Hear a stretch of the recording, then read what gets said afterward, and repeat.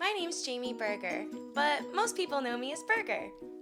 I teach high school to 9th and 10th graders in algebra and computer science, and my school is going remote this fall. So this video is about a really awesome resource that I recommend for anybody going remote this fall. Tomorrow morning, I'm hosting a professional development session on NearPod.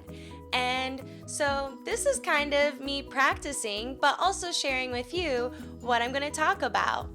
So please be patient as some of the things here may not apply to this situation. Here we go. What you see here is the student view of a NearPod experience. So, where you want to go is to join.nearpod.com, or you could go to nearpod.com/student.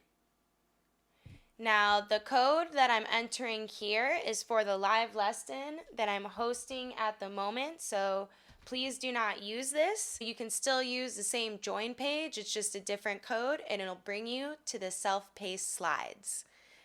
And that code is PJMED. As a student, I'm being welcomed to this session, and I want to put in my name.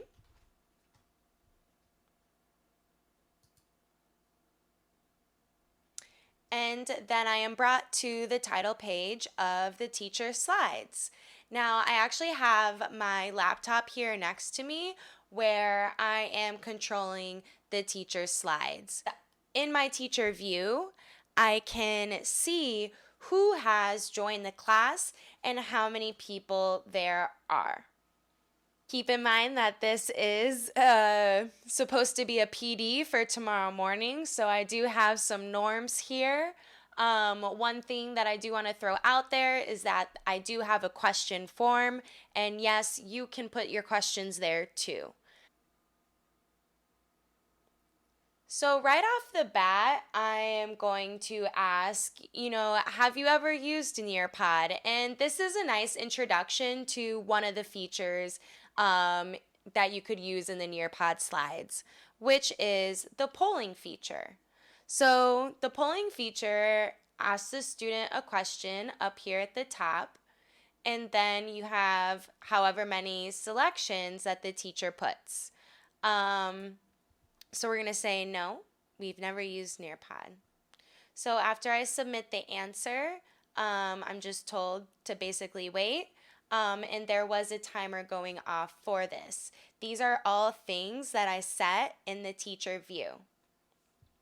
Now in the teacher view, I can actually see the answers that every student put, and I can click a share button, and now you as the student can see the distribution of answers without people's names. And you can compare that then to your own answer. In this presentation, I'm going to talk about the best ways to use NearPod alongside Zoom. I'll probably pass over the temperature check. And then I'm going to go over how to add on NearPod to Google Slides and use those together. Then we're going to go on to the NearPod website and go over those teacher-facing tools that are in there, as well as a little bit about NearPod video. We'll pass over the explore time, but I will show you what it was. And then there's the questions. So if you guys are following along on the slides, you can actually click on the box here and be brought to the question form, or you can just use the bit.ly link as a fun little Easter egg while it's in present mode. Also, if you click on either of these images here, it'll bring you to an Amazon page to buy that book. They're really great teaching books. So for example, that's what that would look like. And this brings you to a Google form. Oh. Well, now I know that I'll have to change that for you guys so everybody can access this Google form. I'll do that later. but that does pull up when you click on the box. Of course, the first thing we're going to do here is talk about how to use NearPod alongside Zoom. I always recommend having NearPod on the computer, laptop, whatever, because your work is going to be in those slides, right? They're interactive slides. So you want to be able to see them, you want them to be in a big view, and you want them to be on the device that you are used to working on. You're used to working on your laptop or computer, so that's where you want to continue to do work. Now, on the other hand, we have Zoom. Zoom is more for social purposes, so that we can talk to each other and see each other. That's why it's more useful to have that on another device, because we associate other devices with more of personal communication, like phones, tablets, or if you don't want to use either of those, then of course your laptop. Always have your Zoom in gallery mode. Recommend your students to do that. This way it feels like you're in a class, or as close as we can online. And then this also allows you in Zoom to share screen and have your document cam. This is for students though. As teachers, we should have both NearPod and Zoom on two different computer screens. They should both be large enough for us to use. That way, when we're using our document cam or we're annotating, we have the space to do so. Okay? Also, another plug, if you are using Bitmoji classrooms, then it's also another reason why you'd want to have NearPod on the computer, because the computer is the only way that those hyperlinks will be active. Those hyperlinks are inactive on phones and tablets. So we're going to go ahead and skip the temperature check. But it is in the form of a draw it, which is a NearPod feature. So you notice I have a timer. I'm asking students how they feel, and they can draw a face on here showing how they feel. And on the teacher view, I then get to see all the submissions, and if I want, I can share them, but as you can see, it does not have the student's name when I share. This slide always makes me giggle. But now this is like really where our bread and butter is at. This is the exciting part, is putting together NearPod and Google Slides. Google Slides is something that we are familiar with, so it makes it a lot less intimidating when we are integrating with NearPod.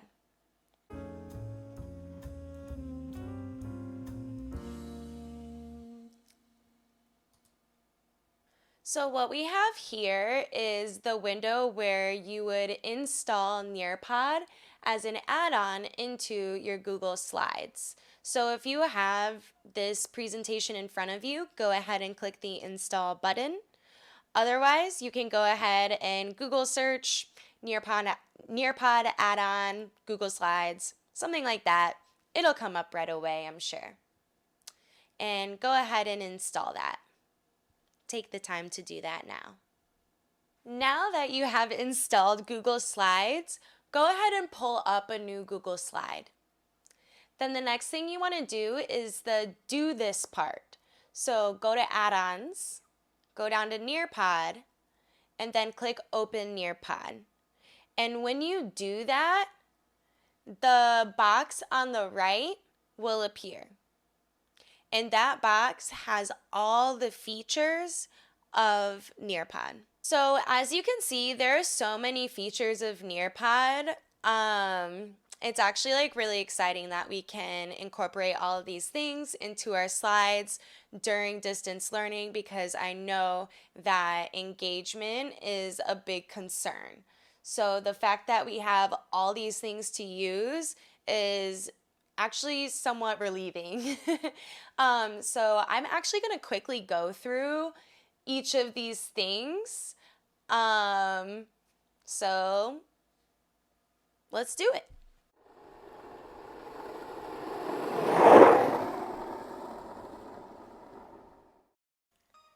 Let's talk about NearPod features.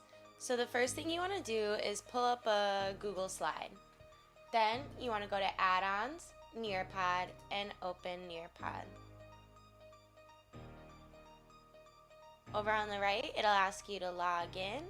I like to log in with Google and with my school email. Now I can see all the features here. The first feature is audio. Audio, you actually have to have a pre-made file to put in here and add audio. The next one is BBC video. This is more if you want like kind of like an informational kind of video. This is where you would find that. Collaborative boards are some of my favorite things. I like to use these for any and everything. Basically what it is you can enter a topic. See.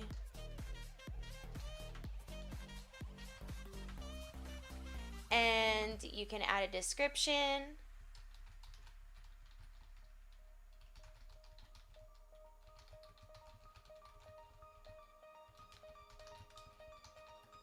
Right? So you can use text, photos, or GIFs just by searching in the collaborative board. And you can even add an image to the board title.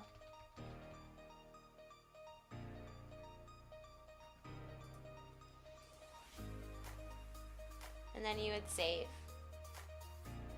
Now notice when I save slides from NearPod, notice how they create their own slide and it's kind of like this dead NearPod slide.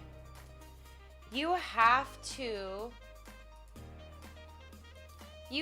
to save and go to NearPod in order to test this out. I recommend not really trying to test anything out until you are completely done. And you can go into the NearPod slide and make changes from there.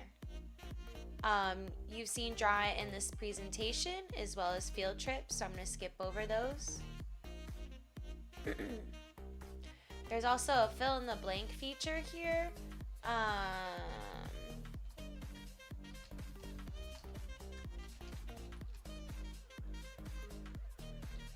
Sorry, English teachers, there you go. And then I can add words to the word bank. And those would be the names or the words that they need to fill in. Then a lot of you are familiar with Flipgrid. You can embed a Flipgrid into the slides. Matching pairs creates like a little like matching game. And it's cool because you can add photos. So like if we were doing math and I wanted to teach them about the greater than symbols or the inequality symbols, then I could make this a matching pair, right? And then add another pair.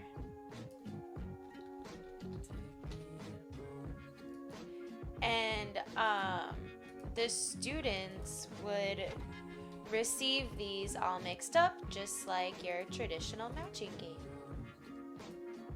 And in the teacher view, you will get to see, you can also preview, you will get to see how many attempts that the students had. Okay. You can also add a timer and give them a set amount of time to complete the activity. Next is the memory test. So this is kind of like another matching scenario, it looks like.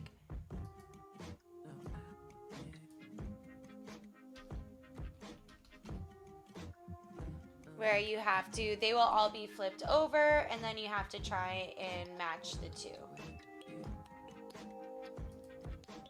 Then there's NearPod 3D. But it's kind of like you're given this like 3D object, and then you get to like explore it. So that's pretty dope. NearPod has a lot of really cool things like this. So if you're a science teacher, I could see that being super beneficial for you in particular.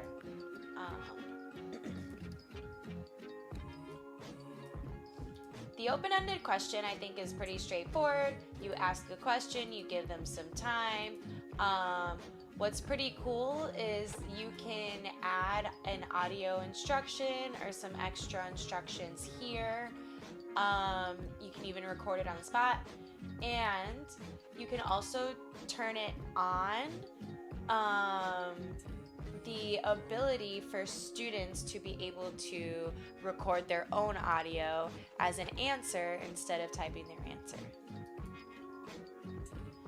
So really what NearPod is giving us here is multiple ways for students to present and receive information. It's super exciting, and yeah. Next, I just clicked on the PDF viewer, so you'd basically take a pre-existing PDF, and in the student view, they would be able to view that PDF. The poll, we've seen those before, so I'm going to skip over that. Quizzes. You can ask questions. They have math symbols here. You can also add pictures and audio instructions.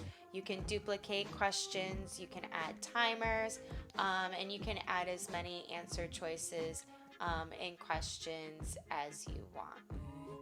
And these, the quiz is multiple choice, and you can put a title here for the quiz too.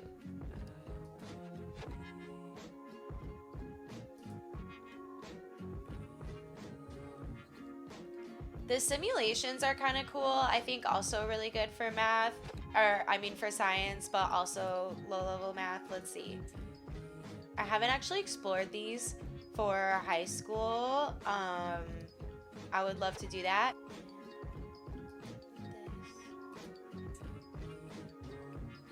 Cool, so we can actually click preview and preview these and see what's up. So it looks like here we're given a quadratic equation, and I can actually change the values here to see what happens. I can increase and decrease to watch the change.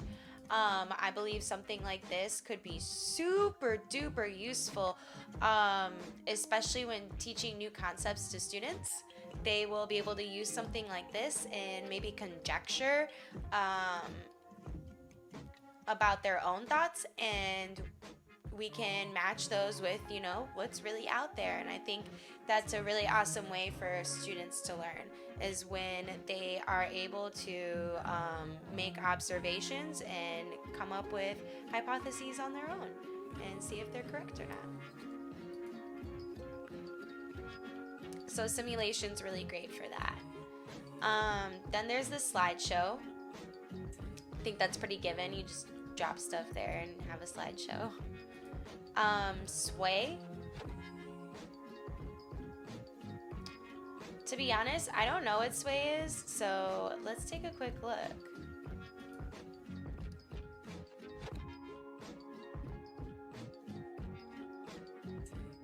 Show through Microsoft. Oh, okay. Interactive reports, presentations, personal stories, and more. So I guess if you're a Microsoft user, it does also interact with Sway. Interesting. Then there's Time to Climb. I highly recommend checking this out on your own and testing it out. It's super fun. It's a multiple choice game, and everybody gets like a different avatar, and they are on some type of hill. Sometimes it's underwater, sometimes it's in the Himalayas, sometimes it's in space. You decide, or you could have your kids decide. And as they answer questions correctly, they climb the hill or mountain or whatever it is. And whoever ends up at the top obviously wins. So it's a really cool way to do checks for understandings or maybe little like extra credit games. And with this, you can actually apply a timer to every question and images.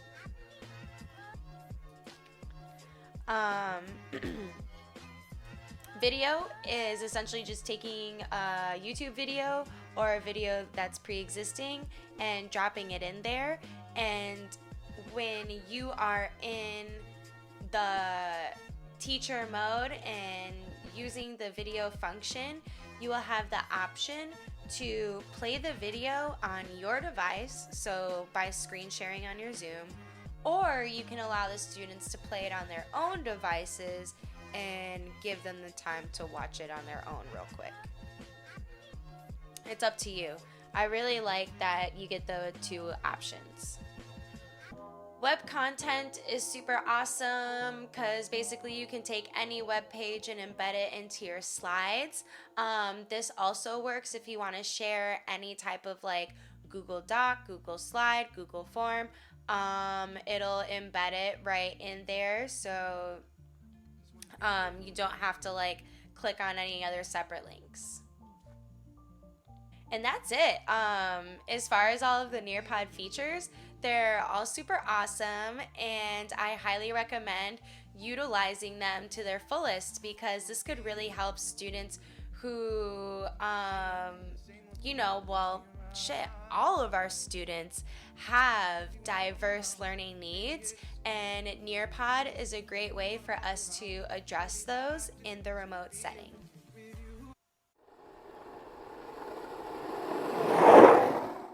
Now that you have some familiarity with all the features in NearPod, I bet you're like so excited. So let's keep going. Just a reminder, because it's kind of annoying, probably one of the cons of NearPod, but if you want to test out the features that you input into your Google Slides, then you have to click Save and go to NearPod and test them out on the NearPod website. You cannot test the NearPod features in Google Slides. Always in the NearPod website. So that brings us to the NearPod website. When you open up the website, on the far left, there is the navigation bar. And the first thing there is your library. And that's what comes up automatically when you log into NearPod.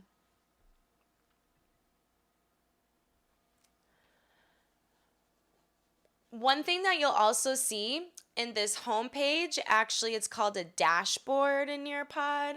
Up at the top right, you'll see this quick launch. Quick launch is so cool. So basically, it's like these different activities, these 4 different activities, well, more like 3 activities in a timer that you can use without actually having a NearPod lesson in action. So say that you're doing another kind of lesson and you just realize like you want to put an extra check for understanding. So you're like, okay, I'm going to put this open-ended question in there. You can just throw that up and you will still get the report for it even from the quick launches. So it's really cool. You can use it spur of the moment and it's super awesome. The students access it just by going to the join.nearpod.com and putting in the code that happens when you create that on the spot. Super dope.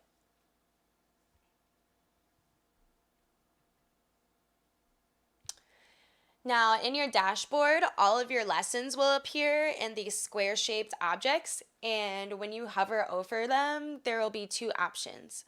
One of them is live participation, and the other option is student-paced. So the live participation is the synchronous.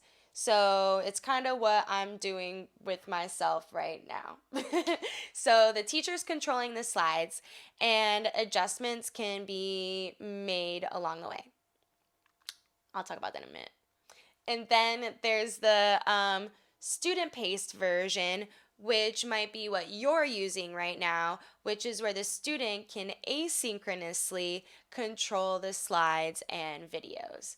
And just keep in mind that this does require a lot more thoughtful pre-planning because you are having students go through and learn from the slides on their own. But yeah. Let me go back to this making adjustments along the way. So when I have a live session going on, there is in the teacher view a button that says add activity. And in that moment, I can choose to add an activity that's not even in my slides. So right now, I'm going to do that. I'm just going to put in a quick true or false. Jamie is cool. The answer is true. Share. So now it's going to ask you, true or false, Jamie is cool. And so I can quickly put false. And I'll say, got it.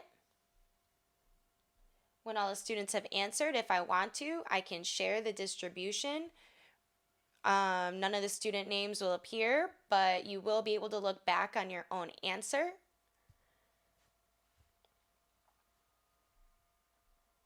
And then I can just close the activity.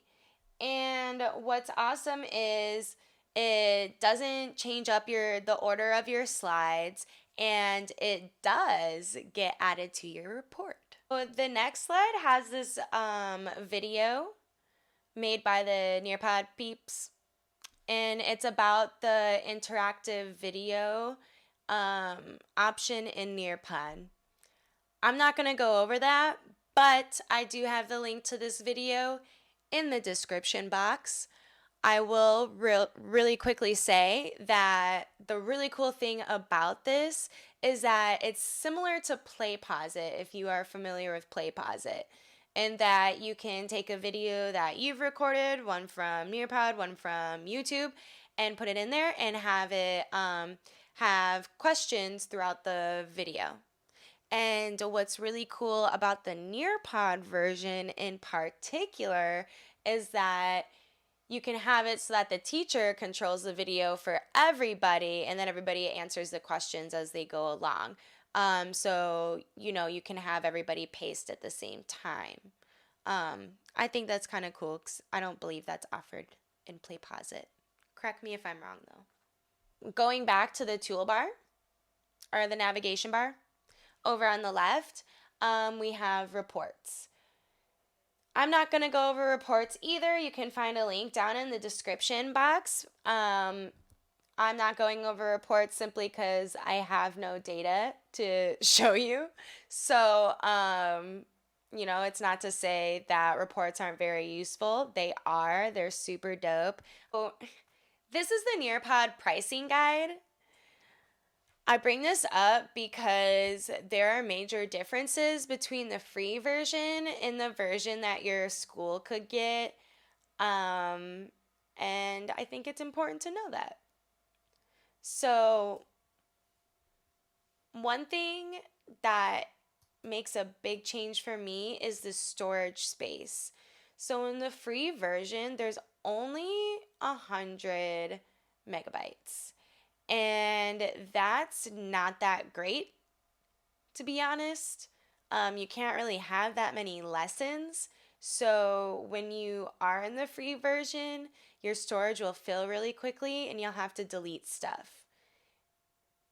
If you do have the free version and you end up being in that scenario, make sure that you download PDFs of all of your reports before you start deleting stuff. So that way you still have that information. And luckily, your Google Slides still stay intact. And so do the dead NearPod slides within your Google Slides. You'll see what I mean when you try it out. Your information won't get lost from the Google Slides. So that's good, but you just won't be able to keep them all in NearPod. What's good about the school and district version is that they're unlimited. So we have an unlimited number of storage, so we can have as much stuff as we want. Another thing is the free version only has 40 students in a session, whereas the school and district version could have 1 to 200.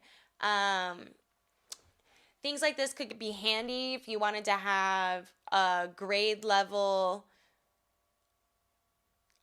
meetings and stuff like that. At our school, we only have 100 students in each grade. So if I wanted to host a grade level meeting to maybe like give a presentation on GPA or something like that, I would want to utilize NearPod. And if I had the school and district version, I'd be able to do that. So yeah. Then there's all this other dope stuff. Dopey dope dope dope. But the last thing I did want to show you is that in the school and district version, they have all these awesome features. Specifically, the student notes feature is very attractive. So the NearPod slide is up, and then over on the side, while the student is looking at the slide, they don't have to exit that screen to type notes. And those notes alongside each slide, the student can then export into their Google Drive, Microsoft OneNote, or I believe to their computer. And that's just a super awesome way for students to be able to take notes in the remote setting. I think it's also pretty cool that they have Desmos in there too. But yeah. So that's that. Now, this was a time that I would have the staff explore on their own. So I'm just going to show you what those activities were so you can try them out if you want. They're very simple. But just utilize this slide just to let you know that you should be signing in with your school's email. So there are two stations here, Station 1 and Station 2, that had activities on them. So let's look at the Station 1 activity. The Station 1 activity was to test out the time to climb feature.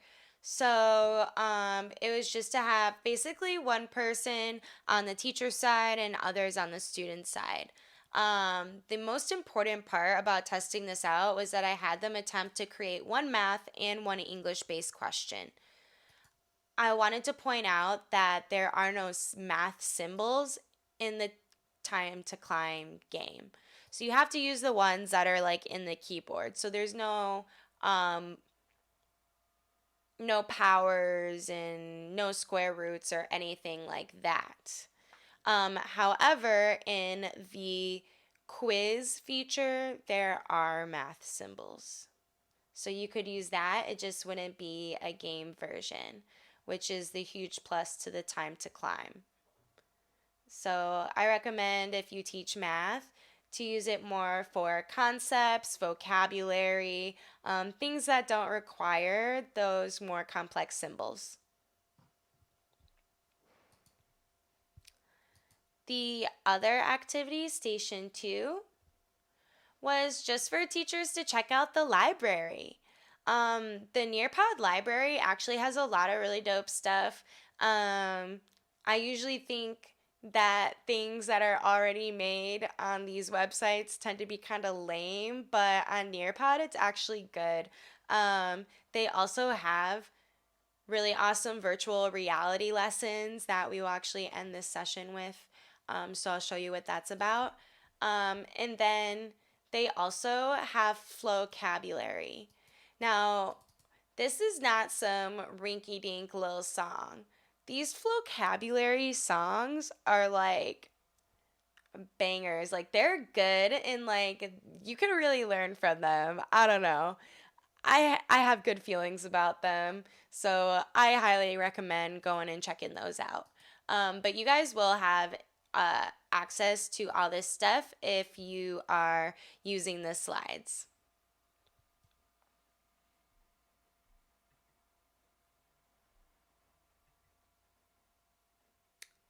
So here's where I would answer any of your questions from the Google form. So here is just a reminder of what that link is.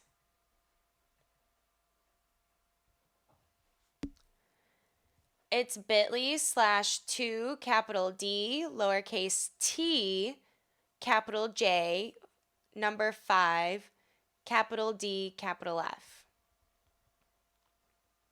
So of course I'd end this session with a poll about how likely you are to use NearPod in your course. So if you are using the student-paced version, I would actually be interested to see your answer to this. So please answer it. And before we end, I wanted to give you this virtual reality experience. They're really fun. You can use these as field trips in your class just in the middle of the session. We could be like, hey, let's go to South Africa. And that's where we are right now. We're in South Africa. We're at this coffee farm. I thought that was very appropriate for teachers. Called Echo Valley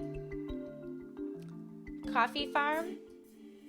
And it's super beautiful. You have these 360 views, and you can look up, down, left, right, and all around, and you can drag to see more. And yeah, they have so many places that you can go to with these, so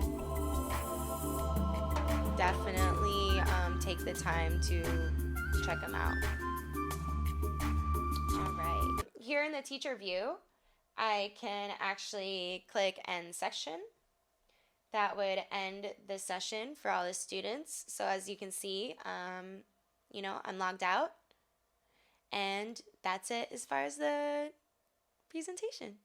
Thanks so much for watching, and if you want to hear more news about more videos I'm putting out or just what the hell I'm doing, go ahead and follow me on Instagram at burgerwithaside of code. Have a great day!